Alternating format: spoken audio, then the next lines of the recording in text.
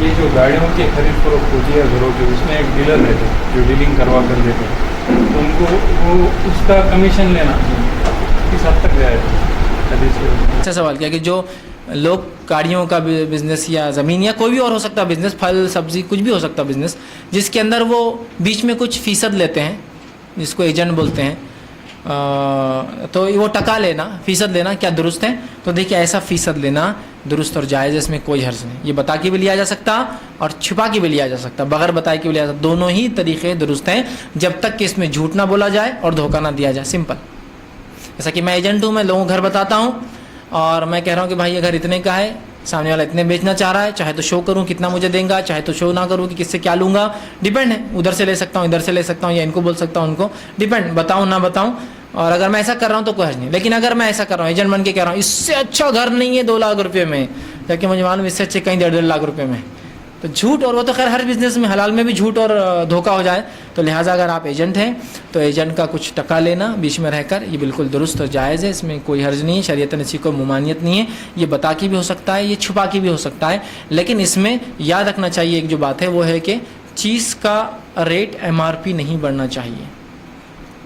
ऐसा बहुत से लोग होते हैं, बोलते हैं अरे ये डॉक्टर्स और ये MR और ये, अरे ये ऐसे रहते आराम कमाते। कैसे आराम कमाते? डॉक्टर टका लेता, बोले उससे। किससे लेता टका? वो फार्मेसी वाले से, वो इससे।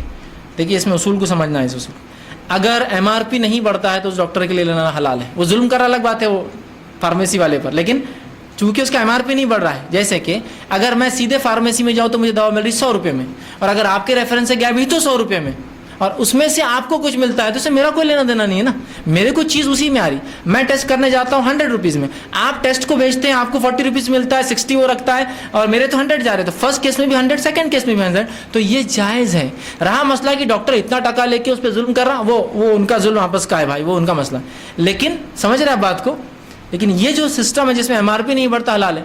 तो सामने वाले ने कहा भाई मेरी गाड़ी है, आप 50,000 में बेच दीजिए, यही इसका है, तो एजेंट इसका रेट नहीं बढ़ा सकता, याद रखिए। वरना बहुत से लोग ले लेते हैं 55 में बेच देते नहीं, फिर वो हराम हो जाए। मालिक ने, जब आप मालिक नहीं तो नहीं बेच सकते वैसे, वरना फिर हराम है वैसे तिजारत जिसमें आप माल के मालिक नहीं है और बीच में रहकर आप पैसा खा रहे हैं। तो आपने कहा भाई ये 50 की गाड़ी मैं इसको बेच दूंगा, आपसे 1,000 लूँगा और सामने वाले से 1,000 लूँगा, ठीक है?